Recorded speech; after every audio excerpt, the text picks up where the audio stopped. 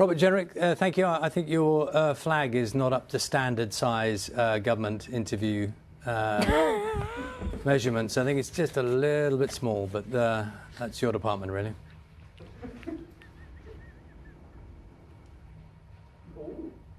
It's just a thought. The picture of the Queen. You'll be aware that every time we've seen it every day, haven't we? It's a stock. Always a flag thing, isn't it? Always a flag. They had the picture of the Queen there as well, though, in the Westminster office, I'm assuming. Just a thought.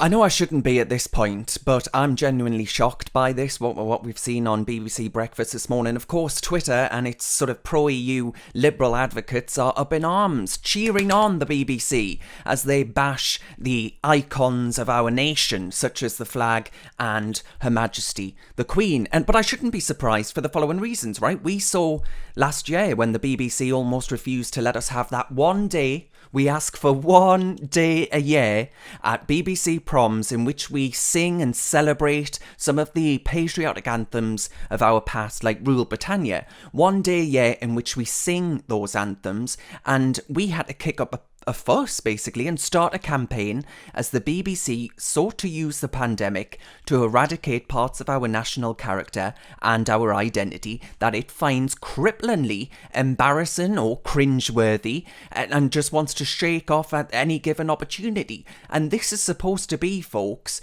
the British Broadcasting Corporation. The problem is that it's stuffed full of liberals in London who can't stand the views and opinions of those who actually quite like the country. And we saw this, I think, last year when it was a New Year's Eve like no other. The BBC teamed up with the London Mayor Sadiq Khan on a celebration, a New Year's Eve fireworks display, whilst we were all squirreled away behind doors under de facto house arrest, unable to celebrate the arrival of 2021 with those that we love.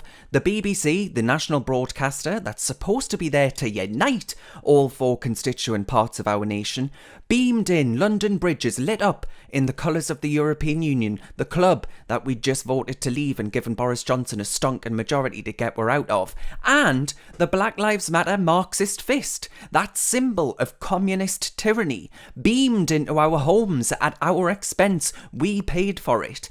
That symbol that had been responsible for the violence and criminality that had taken place the summer before.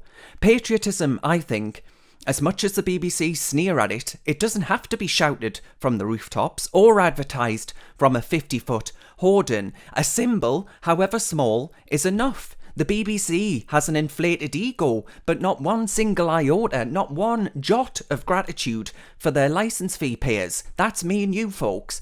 The taxpayer, to whom symbols of our national identity, no matter how small they are part of our DNA.